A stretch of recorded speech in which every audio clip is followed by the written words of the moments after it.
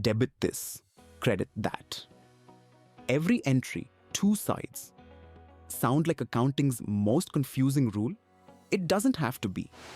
Every accounting error, every mismatched balance sheet, every audit query traces back to someone who never truly understood this one system.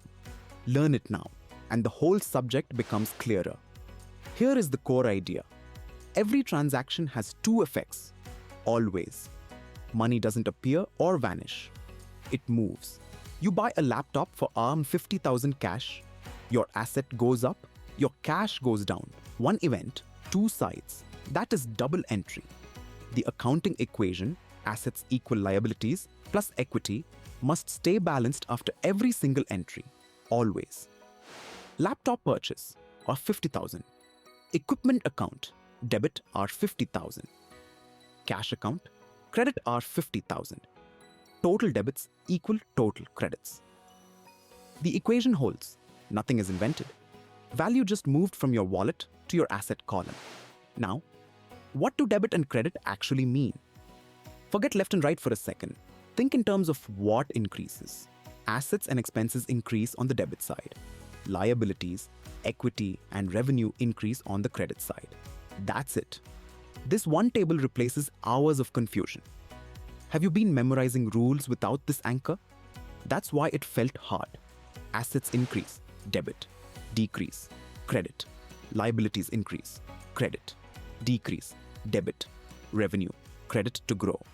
Expenses, debit to record, equity, credit to grow. One table. Memorize it once and every entry clicks. Let's make it real. A small business receives Rs $120,000 from a client for services. Where does this go? Revenue increases, credit. Cash increases, debit. Now try this.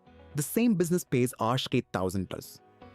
Rent is an expense, debit. Cash goes out, credit. Two different transactions. Same logic every time. Ask yourself, what moved and in which direction? Client payment, debit cash. Aldo Juan get notch 20,000. Credit revenue Rs 1 then 20,000. Rent payment, debit rent expense Rs 8,000. Credit cash Rs 8,000. Both entries balance. Both follow the same logic. No memorization needed. Just ask what moved. Here is a classic mistake. Beginners often post only one side of an entry. They record cash received but forget to credit revenue. Or they debit an expense but never credit cash. The result? Trial balance never matches. The auditor flags it. The month-end close drags.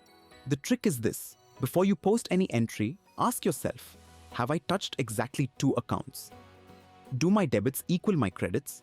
If yes, post it. If not, stop. Pre-posting checklist. Two accounts touched. Debits equal credits? If both yes, post. If either is no, find the missing side first. This 30-second check prevents hours of debugging. Use it every time, without exception. One more. And this one surprises people. A business takes a bank loan of KWD 5,000. Does a loan feel like good news or bad news? Both actually. Cash increases, debit.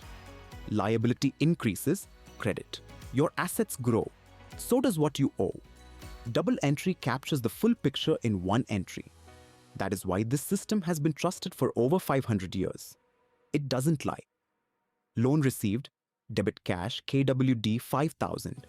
Credit bank loan liability KWD 5,000. Balance sheet updates instantly. Asset side grows. Liability side grows by the same amount. Equation still holds. The system never lies about your financial position.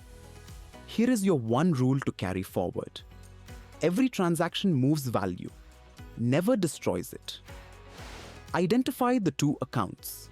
Know which direction each moves. Confirm debits equal credits. Post, that is double entry. Master this, and every journal entry for the rest of your career becomes logical, not confusing. Try writing 3 journal entries on your own today. From scratch, no help. That is where it locks in. You've got this.